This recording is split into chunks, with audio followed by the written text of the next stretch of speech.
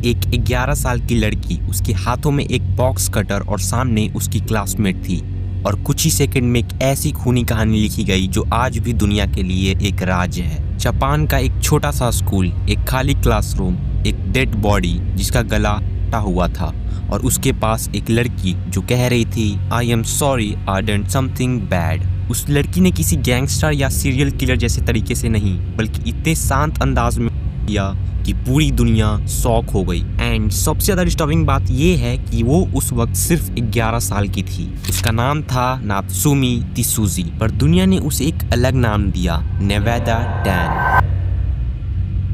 Hey guys, I am Anurag Singh and welcome to Anvil Boy. आज हम उस लड़की की स्टोरी सुनेंगे जिसे ऑनलाइन दुनिया ने पहले मॉन्स्टर बनाया, फिर मेम और आखिरी में एक symbol of fear. This is the shocking real life story of the Sasebo slashing.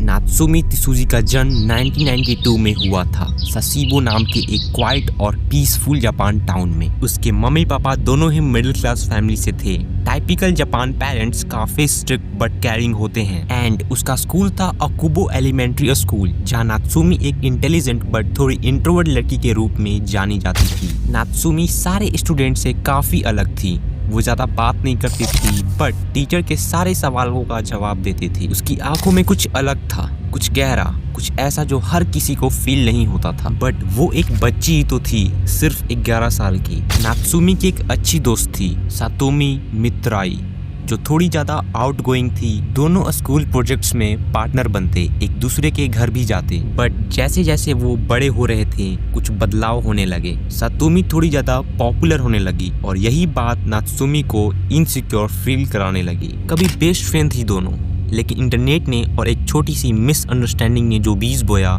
उसने एक दोस्ती को मौत तक ले आया। उस वक्त जापान में 2 चैनल जैसे एनोनिमस फोरम्स काफी हाइप में थे। ये फोरम्स यूथ के लिए एक असली जगह बन गया था, जहां लोग बिना अपनी आइडेंटिटी रिवील किए ओपनली बात करते थे। वहां पे लोग डेथ गेम्स, अर्बन लेजेंड्स और गोर इमेजेस शेयर करते थे। 2 चैनल जो हिरोयुकी निशिमुरा ने 1999 में लॉन्च किया था, उस टाइम की जापानीज इंटरनेट कल्चर का एक मेजर पार्ट बन चुका था। वहाँ मीम, रूमर्स और कभी कभी शॉकिंग इंफॉर्मेशन भी वायरल हो जाती थी। अर्ली 2000 के जापान में ये फोरम्स उन लोगों के लिए एक डिजिटल कम्युनिटी जैसे थे, रॉ और अनफिल्टर्ड, जहाँ हर किसी की वॉइस सुनाई देती थी।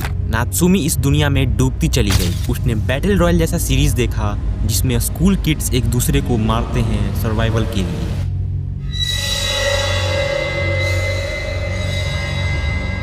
एक नॉर्मल बच्चा जब कार्टून देखता है तो वो खुश होता है, बट नात्सुमी वो ऐसे कंटेंट देखकर क्यूरियस होती थी। बेसिकली उसको डिस्टर्बिंग वीडियोस में काफी ज्यादा इंटरेस्ट आने लगा and she began visiting shock website, जहां real life accident, photos, dead bodies और वायलेंट सीन्स दिखाए जाते थे। She kept a private diary जिसमें वो वायलेंट बातें लिखती थी, जैसे लोगों को काटना एंड बहुत सारे चीज। कुछ दिनों बाद एक स्कूल ट्रिप के दौरान नात्सुमी की एक फोटो ली गई जिसमें उसने यूनिवर्सिटी के नावेदा का ग्रे स्वीट शर्ट पहना था। जब ये फोटो बाद में वायरल हुई, उसी से उसका नाम पड़ा नावेदा टैन। एक इनोसेंट सी फोटो, पर उसके बाद ये फोटो एक नाइटमेयर बन गई। बचपन में हम सब गुस्से में आकर सोच लेते हैं मैं उससे बात नहीं करूंगा या मैं उसे सबके सामने इंसल्ट करूंगा, बट कुछ लोग सोचते नहीं, वो अपने अंदर पल रहे मॉन्स्टर को एक्शन में बदल देते हैं। एक दिन सातोमी के साथ उसका रिलेशन एक ऑनलाइन ब्लॉग वॉर में बदल चुका था। बेसिकली सातोमी ने एक मॉक ब्लॉग कमेंट किया था जिसमें उसने नात्सुमी की बॉडी को लेके कमेंट किया, जिसमें लिखा था she thinks she is cool but वो बस एक मोटी सी वियर्ड लड़की है। ये कमेंट नात्सुमी ने स्क्रीन पर बार बार पढ़ा और हर बार ज्यादा इंटेंस एंगर फील किया और उस दिन से नात्सुमी की डेली रूटीन डिस्टर्ब होने लगी। उसने लंच पे जाना छोड़ दिया, ज्यादा अकेले रहने लगी। जब लोग उससे कुछ पूछते तो वो बस ब्लैंक स्टेयर देती। पेरेंट्स और टीचर को लगा ये एक टाइपिकली मूड स्विंग है, एग्जाम प्रेशर या हार्मोनल चेंजेस से, बट रियल में उसका दिमाग एक अलग ही जोन में जा रहा था। वो किसी से नहीं लड़ रही थी, वो अपने दिमाग के मॉन्स्टर से लड़ रही थी। लेकिन कभी कभी वो मॉन्स्टर्स जीत जाते हैं। नात्सुमी ने एक पर्सनल डायरी लिखनी शुरू की। उस डायरी में उसने लिखा था I hate her. She made fun of me. I'll make her stop. They all laugh but they won't. ये डायरी किसी नॉवलिस्ट या फ्रिक्शन नहीं थी, ये एक बच्ची के अंदर पलती हुई नफरत का सच था। उसने मल्टीपल बार लिखा, she betrayed me, I will take her away.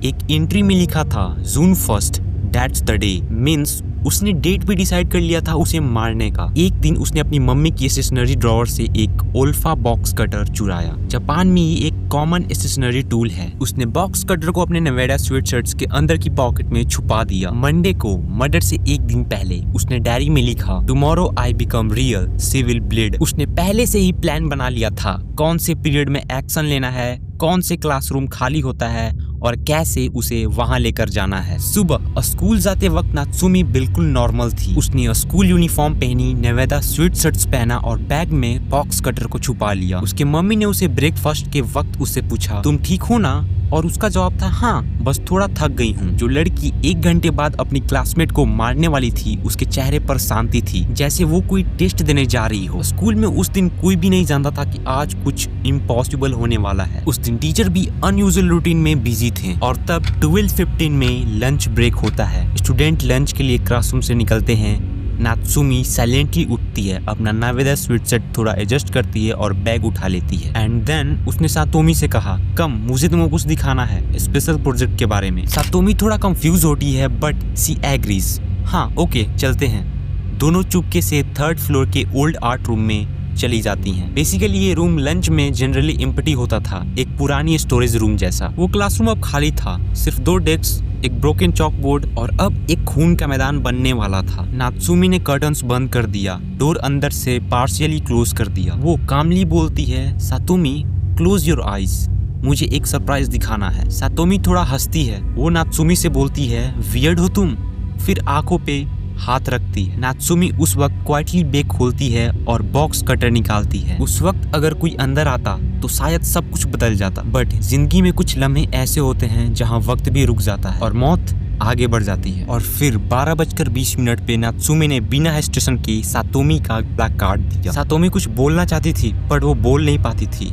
उसका वॉइस इतना ज्यादा कमजोर हो चुका था कि वो कुछ भी बोल नहीं सकती थी। बट नात्सुमी अभी भी नहीं मानती है। उसने अपने दोनों हाथों से उसका हाथ काट दिया। उसके बाद चेहरे पर निशान बना दिया, मल्टीपल स्क्रैचेस। एक फोरेंसिक रिपोर्ट्स के मुताबिक एटलीस्ट 6 डीप कट्स थे। सीरियसली गाइस, एक 11 साल की लड़की ऐसे कैसे कर सकती है? सातोमी ने फाइट बैक करने की कोशिश की लेकिन बहुत लेट हो चुका था। नात्सुमी ने कटर को क्वाइटली वाइप किया, बैग में डाला एंड फिर उसने सातोमी के बॉडी के पास बैठकर उसे देखा, एक अजीब सी शांति के साथ। उसकी ब्रीथिंग स्लो थी, कोई पैनिक नहीं।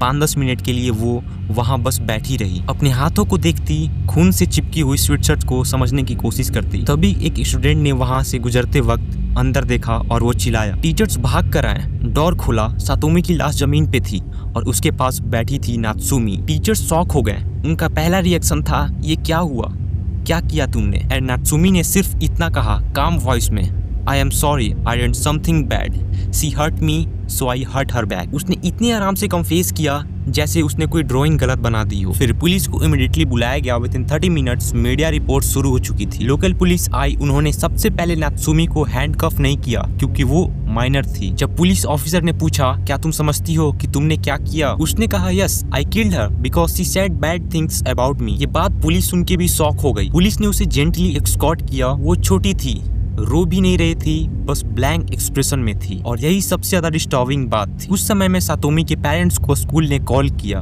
उनका रिएक्शन हार्ट ब्रेकिंग था। वो सिर्फ अपनी बेटी को पिक करने आए थे लेकिन उन्हें एक व्हाइट स्वेटशर्ट में लिपटी हुई बॉडी मिली। जब कोई 11 साल का बच्चा मर्डर करे तो सोसाइटी के पास कोई क्लियर जवाब नहीं होता। नात्सुमी ने कन्फेस किया, रिग्रेट नहीं दिखाया और मीडिया ने, पब्लिक ने, सबने सिर्फ एक ही चीज पूछी, is she A monster or a victim of modern society? And finally, welcome to the most disturbing phase of this story.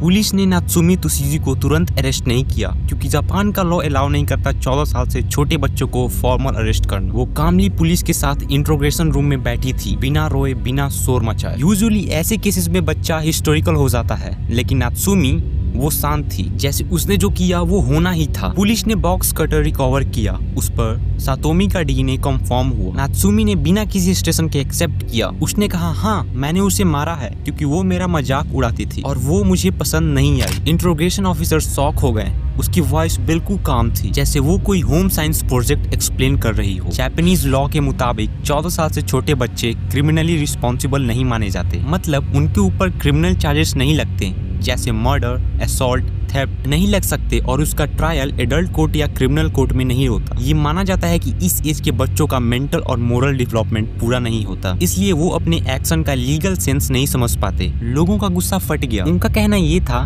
कि एक लड़की ने किसी को मार दिया और उसे सिर्फ रिफॉर्म सेंटर भेजेंगे, जस्टिस कहाँ गया? एंड मीडिया ने इस केस को तब वायरल किया जब उन्होंने देखा कि किलर एक इनोसेंट लुकिंग बच्ची थी जिसने नेवेदा स्वेटशर्ट्स पहना था और इसलिए लोग उसे नेवेदा टैन कहने लगे। TV channels, newspaper, even international media ने इस केस को कवर किया। लोग शॉक थे, ये कैसे हो गया? नात्सुमी की फोटो लीक हो गई जिसमें उसने नेवेदा स्वेटशर्ट पहना था। जापान के एनोनिमस फोरम्स पर मीम बनने लगे, like cartoon versions, Nevada Tan with a knife, creepy fan art and many more. जहां एक तरफ एक इनोसेंट की मौत हुई थी, वहीं दूसरी तरफ एक 11 साल की कातिल एक मीम बन गई। पब्लिक डिवाइडेड थी। कुछ लोग बोल रहे थे वो एक मॉन्स्टर है और कुछ बोल रहे थे सी मेंटली डिस्टर्ब, सी नीड्स हेल्प। नात्सुमी को ले गया एक साइकियाट्रिक ऑब्जर्वेशन सेंटर में। 2 मेजर साइकोलॉजिकल टेस्ट कंडक्ट किए गए। डॉक्टर ने कहा वो समझती थी क्या सही है क्या गलत, पर उसकी इमोशनल कंट्रोल करने की एबिलिटी ऑलमोस्ट 0 थी।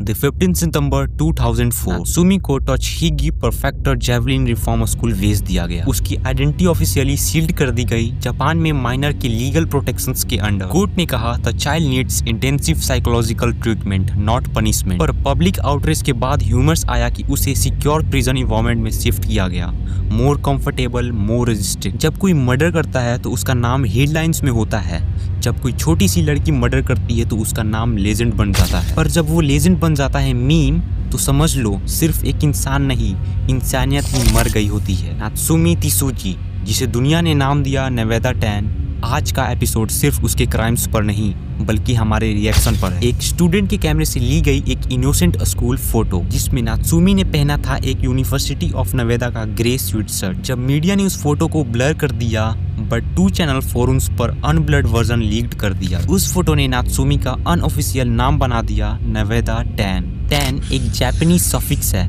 प्यार से बोलने का तरीका, जैसे छोटी बच्ची के लिए एक छोटी सी लड़की, एक हुडी और एक नाइफ, ये सब मिलकर बन गया एक टेरिफाइंग इंटरनेट आइकन। जापान के फोरम्स जैसे 2 चैनल, फुटाबा चैनल और बाद में रेडिट पर मीम बनने लगी, like Nevada Tan smiling with a knife, cartoons of her with blood dripping, fan art, even songs. Internet users ने उसे डार्क क्यूट आइकन बना दिया, जैसे kawaii killer, murder loli, queen of blood. जिस लड़की ने अपनी दोस्त का गला काटा था उसके ऊपर लोगों ने जोक, फैन पेज, कॉमिक्स बनाई, क्योंकि इंटरनेट को फर्क नहीं पड़ता, उसे सिर्फ कंटेंट चाहिए। आज भी नेवेदा टैन सर्च करो तो तुम्हें मिलेगा क्यूट आर्ट, बट उसके पीछे छुपा हुआ एक खूनी राज। 2013 में रिपोर्ट्स आया कि नात्सुमी ने रिहेबिलिटेशन कंप्लीट कर लिया है। रूमर्स थे उसने नया नाम ले लिया, वो यूनिवर्सिटी जा रही है, पॉसिबली साइकोलॉजिकल या सोशल वर्क्स पढ़ रही है, पर कोई ऑफिशियल कंफर्मेशन नहीं था। Identity still protect by Japanese law. हम सब शॉक हुए जब एक 11 साल की लड़की ने मर्डर किया, लेकिन जब वो लड़की एक मीम बन गई तब हमने सवाल पूछना बंद कर दिया। नात्सुमी त्सुजी ने एक गलती की, एक ऐसी गलती जो माफ नहीं की जा सकती, लेकिन उस गलती को इंटरनेट ने इंटरटेनमेंट बना दिया। आज जब हम नेटफ्लिक्स पर ट्रू क्राइम देखते हैं, यूट्यूब पे थ्रिलर सुनते हैं, तो हम भूल जाते हैं कि हर खूनी के पीछे एक लाश होती है और एक जिंदा गिल्ट। नेवेदा टैन एक नाम नहीं है, वो एक वार्निंग है, टेक्नोलॉजी के दौर में पलती हुई जनरेशन के लिए, जिसे इमोशंस कम और एक्सपोजर ज्यादा मिलता है। आज सातोमी मित्रोई की मौत को 21 साल हो चुके हैं। नात्सुमी त्सुजी की वजह से हमने अपना बचपन से भरोसा खोना सीखा। शायद वो अब कहीं नॉर्मल जिंदगी जी रही हो, शायद वो अपने किए पर पछताती हो, पर हमें एक बात नहीं भूलनी चाहिए, ये सिर्फ एक बच्चे की कहानी नहीं है, ये हमारी सबकी कहानी है। एक सोसाइटी जो इग्नोर करती है जब तक कोई खून ना हो जाए। अगर आपको ये वीडियो मीनिंगफुल लगा हो तो प्लीज कमेंट करो, क्या आपको लगता है नात्सुमी मॉन्स्टर थी या वो खुद एक बेचैन दुनिया की बच्ची थी। लाइक, शेयर और सब्सक्राइब करो अनविल बॉय को, जहां हम ऐसे ही डार्क, सच्चे और thought provoking true crime cases लेके आते हैं। तो मिलते हैं अगले एपिसोड में, तब तक stay curious, stay brave and stay aware.